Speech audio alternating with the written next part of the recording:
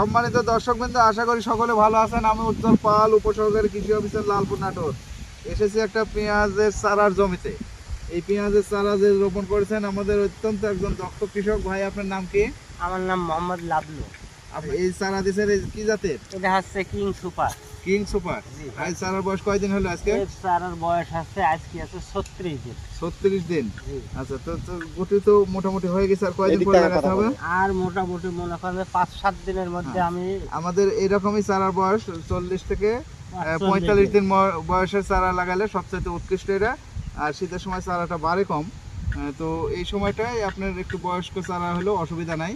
চারার মাথা টাথাগুলো কিন্তু একটাও লাল নাই, সবুজ। এখানে কতটুকু জায়গাতে চারা দিয়েছেন? এটা আমি 12 কাঠা জায়গা চারা দিই। 12 কাঠা জায়গাতে চারা দিয়েছেন। এই চারাতে আপনি বিক্রয় করবেন, তাই তো? হ্যাঁ, চারা বিক্রয় করব। আচ্ছা, এরা এখন কি হিসাবে বিক্রয় হয় চারাটা? এখন মনে করেন যে কেজি হিসাবে নিলে কেজি হিসাবে বিক্রি করব, বেড হিসাবে বিক্রি করব।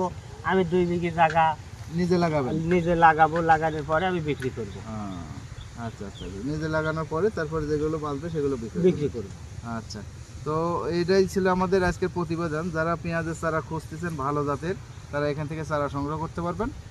চারা কিন্তু উনি যেভাবে চাইবেন, আপনি বেড আকারে চাইলে বেড আকারে নিতে পারবেন, কেজি হিসাবে চাইলে কেজি হিসাবে ওনাদের সাথে এসে দাম দর করে আপনার চারাগুলো নিতে পারবেন। এটা 30 কোটি বীজ চারা আছে এখানে। আচ্ছা আচ্ছা, এটা এই বীজতলাটা করতে আপনার কত টাকার মতো খরচ হয়েছে? এটা বীজতলাটা করতে প্রায় আমার মোটামুটি 45,000 টাকা মতন খরচ হয়েছে।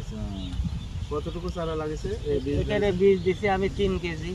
কত করে কেজি বীজ? এটা বীজ হচ্ছে 14,000 টাকা কেজির বীজ। এটা ভালো তো তাহলে। তো ঠিক আছে, যারা চারা কিনতে চান, এটা অবশ্যই একটা ভালো জাত। আমরা প্রথম থেকেই এটা দেখাশোনা করছি এবং গ্রোথও খুব সুন্দর এবং চারা নিঃসন্দেহে রোগ পোকা মুক্ত আছে। আপনারা এখান থেকে চারা নিতে পারেন। এটা ফলন অত্যন্ত ফলনশীল একটা জাত। ধন্যবাদ সবাইকে।